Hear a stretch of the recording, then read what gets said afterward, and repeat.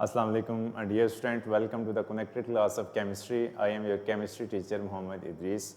आज का जो लेक्चर होगा वो चैप्टर नंबर 5 का लास्ट टॉपिक है। इसमें हम ये डिस्कस करेंगे कि जो मेटल्स हैं उनके अंदर कौन सी बॉन्डिंग मौजूद होती हैं। एक तो हमने मेटल और नॉन मेटल के दरमियान जो बॉन्डिंग स्टडी की थी, आयनिक बॉन्डिंग।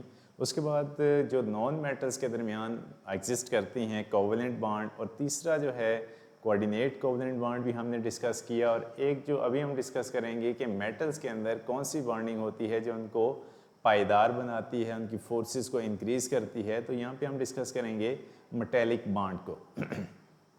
अब सबसे पहली बात है कि मेटल की पहचान क्या होती है कि मेटल्स के अंदर फ्री इलेक्ट्रॉन्स मौजूद होते हैं और इलेक्ट्रिसिटी को कंडक्ट करता है।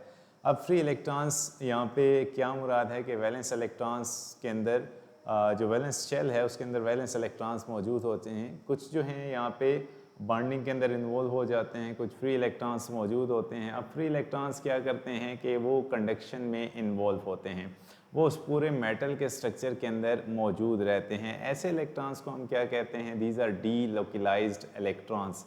अब डी लोकलाइज्ड इलेक्ट्रॉन्स और मेटल जो है कैटाइन की फॉर्म में एग्जिस्ट करता है। जब मेटल ने क्या किया कि इलेक्ट्रॉन लूज़ किए, कैटाइन बन गया। अब जो मेटल कैटाइन था और इलेक्ट्रॉन के दरमियान जो पूरे स्ट्रक्चर के अंदर फोर्सेस डेवलप होती हैं, ऐसी फोर्सेस को हम क्या कहेंगे? Metallic bonding. तो यहाँ पे सबसे पहले हम बुक से इसको डिस्कस करेंगे कि वन बाय वन हम पॉइंट को डिस्कस करते हैं। A special type of bonding occur in metals, ठीक है। उसके बाद metals the valence electrons are not confined to individual atom, these electrons are called free electrons. कुछ ऐसे इलेक्ट्रॉन्स भी होते हैं जो कि फ्रीली एग्जिस्ट कर रहे होते हैं, जो कि वैलेंस इलेक्ट्रॉन्स हैं पूरे मेटल के अंदर। वो किसी स्पेसिफाइड एटम के साथ अटैच नहीं होते, फ्री घूम रहे होते हैं और एक सी बनाते हैं जिनको हम क्या कहते हैं? D localised electron. D localised electron का जो सी है, दीज आर मोबाइल, कि ये मूव कर रहे होते हैं। Metal atom lose these electrons and form positive ions. अब अगर मेटल ने ये इलेक्ट्रॉन लूज़ किए, जैसे मैंने आपको बताया कि मेटल के वैलेंस इलेक्ट्रॉन्स होते हैं, मेटल की प्रॉपर्टी है कि वो इलेक्ट्रॉन को लूज़ करता है। जब लूज़ करेगा तो उस मेटल स्ट्रक्चर के अंदर वो जो इलेक्ट्रॉन्स हैं वो डी लोकलाइज्ड इलेक्ट्रॉन के तौर पे एग्जिस्ट कर रहे होते हैं। उसके बाद क्या है कि the free electrons can move through out the entire structure. ये जो इलेक्ट्रॉन्स हैं, ये जो आपको रेड डॉट नज़र आ रहे हैं, ये मूव कर रहे होते हैं, ठीक है। ये फॉर एग्जांपल ये जो है इसकी डायरेक्शन ये हो सकती है, ये इधर जा सकता है, ये ऐसे। ये क्या करते हैं? पूरे स्ट्रक्चर के अंदर रेंडमली मूव कर रहे होते हैं, ठीक है। अब होगा क्या कि this leads to the forming a sea of D localised electron called electron C, ठीक है। The metal cations are held together by the strong electrostatic attractive forces between the metal cation and negatively charged electron C। अब क्या होगा कि ये जो cation है, जैसे सोडियम था, इसने क्या किया कि एक इलेक्ट्रॉन लूज़ किया। अब सोडियम मेटल के अंदर क्या होगा कि फ्री इलेक्ट्रॉन्स बढ़ना शुरू हो जाएंगे, जिसको हम डी लोकलाइज्ड इलेक्ट्रॉन कहेंगे। अब ये क्या होगा कि इस पूरे मेटल स्ट्रक्चर के अंदर ये पॉजिटिव चार्जेस भी होंगे और इलेक्ट्रॉन्स भी मौजूद होंगे। अब इस पॉजिटिव चार्ज और इलेक्ट्रॉन के दरमियान क्या होगा? फोर्सेस ऑफ अट्रैक्शन क्रिएट होंगी। इन फोर्सेस ऑफ अट्रैक्शन को हम क्या कहते हैं? दीज आर मेटेलिक बॉन्ड, ठीक है। अगर हम इसको मज़ीद देखते हैं, फॉर एग्जांपल मैं कहता हूँ कि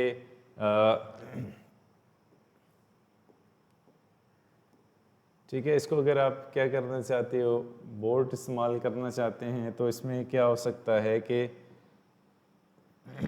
मेटेलिक बॉन्ड के हवाले से थोड़ा सा अगर आप मेटेलिक बॉन्ड ये किस किस के बीच होगा इसको आप नोट करें। This is metal cation, metal cation and delocalized electrons, जिसको हम क्या कहते हैं? इलेक्ट्रॉनिक सी, ठीक है। अब क्या होगा कि जैसे यहाँ पे बुक में भी है कि पॉजिटिव ये कैसे बनेंगे जब एक एटम क्या करेगा, इलेक्ट्रॉन लूज करेगा, ठीक है। अब यहाँ पे कुछ पॉजिटिव मेटल कैटाइंस भी हैं, इनके साथ इलेक्ट्रॉन्स यहाँ पे मूव कर रहे हैं। जब ये मेटल एटम इलेक्ट्रॉन लूज करेगा तो क्या होगा कि यहाँ पे कुछ ना कुछ इलेक्ट्रॉन्स तैर रहे होंगे, ठीक है। अब इन इलेक्ट्रॉन्स और पॉजिटिव आइंस के दरमियान फोर्सेस ऑफ अट्रैक्शन क्रिएट होंगी, जिनको हम क्या कहते हैं, दिस इज मेटेलिक बॉन्ड, ठीक है। तो अब ज़रा दोबारा हम वापस चलेंगे।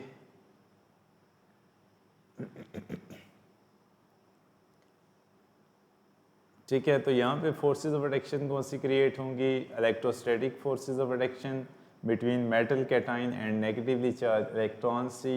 This force give metal their unique properties. This type of bonding is called metallic bonding, ठीक है। दोबारा से कि मेटल हमेशा फ्री इलेक्ट्रॉन रखता है, वो जब फ्री इलेक्ट्रॉन लूज करेगा तो वो कैटाइन के अंदर कन्वर्ट होगा। अब फ्री इलेक्ट्रॉन्स कहाँ जाएंगे, स्ट्रक्चर के अंदर रैंडमली मूव करेंगे। अब क्या होगा कि एज अ रिजल्ट पॉजिटिव जो कैटाइन है इन इलेक्ट्रॉन्स के साथ फोर्स ऑफ अट्रैक्शन क्रिएट करेगा, जिसको हम इलेक्ट्रोस्टैटिक फोर्स ऑफ अट्रैक्शन कहते हैं। इस तरह से बनने वाले बॉन्ड को हम मेटेलिक बॉन्ड कहते हैं। ये मेटल की स्ट्रेंथ को और ज़्यादा इंक्रीज़ करता है। अब अगर मेटल के अंदर मेटेलिक बॉन्डिंग होती है तो उससे होगा क्या, कुछ जो आगे हम देखते हैं कुछ प्रॉपर्टीज़ हैं जो कि मेटल के इन्हांस हो जाती हैं, जैसे मिलेबिलिटी है, डिक्टेलिटी है, high melting and boiling point है, high electric and thermal conductivity, metallic lustre, कुछ शाइनी सरफेस इसके मेटल का हो जाता है, बॉइलिंग और मेल्टिंग पॉइंट ज़्यादा हो जाता है, कंडक्शन पॉसिबल हो जाती है। उनकी जो कह सकते हैं कि जो मेटल है वह नरम फ्लेक्सिबल हो सकता है, पायदार हो सकता है। तो ये सारी चीज़ें किस वजह से होंगी, मेटेलिक बॉन्डिंग की वजह से। अब लास्ट है कि structure and properties of metal which make it suitable for industrial purposes. इसमें क्या हो सकता है कि आपसे क्वेश्चन पूछा जा सकता है कि आप ये बताएं कि कौन सी ऐसी प्रॉपर्टीज़ हैं जिससे मेटल इंडस्ट्रियल पर्पसेस के लिए यूज़ किया जा सकता है। सबसे पहला है कि मेटल हैव जॉइंट स्ट्रक्चर, एक लार्जर स्ट्रक्चर होता है इसका। उसके बाद metallic bond is strong due to which metal have very high melting and boiling points. ये पहले भी हम डिस्कस कर चुके हैं कि जॉइंट स्ट्रक्चर है, फोर्सेस ज़्यादा हो जाती हैं तो बॉइलिंग और मेल्टिंग पॉइंट भी ज़्यादा हो जाता है। इससे क्या होगा कि मेटल आसानी के साथ डीकम्पोज नहीं होता, टूटता नहीं है, थर्मली स्टेबल हो जाता है। उसके बाद the layers are able to slide over each other which make the metal to bend and shaped. इसके लिए क्या होता है कि this make them malleable and ductile, they can be drawn into wires and sheets. इससे क्या होता है कि जैसे आप देखते हैं कि बिजली के पोल्स के साथ वायर्स लगी हुई हैं, आपके घर में मेटल शीट्स हैं, उसके विंडोज़, दरवाजे, ये वो, मतलब डिफरेंट शेप्स के अंदर हम उसको मॉडिफाई कर सकते हैं। क्यों कर सकते हैं कि metals are flexible, they can be hammered, उनको हम फोर्स के साथ बेंड कर सकते हैं, उनको मूव कर सकते हैं डिफरेंट शेप्स के अंदर, वायर्स बना सकते हैं, शीट्स बना सकते हैं। तो ये किस वजह से होता है कि उनकी लेयर्स एक दूसरे के ऊपर स्लाइड कर सकती हैं। Metals are good conductor of electricity because they delocalize electron and can move freely. The delocalized electrons can also transfer energy from one place to another and conduct thermal energy.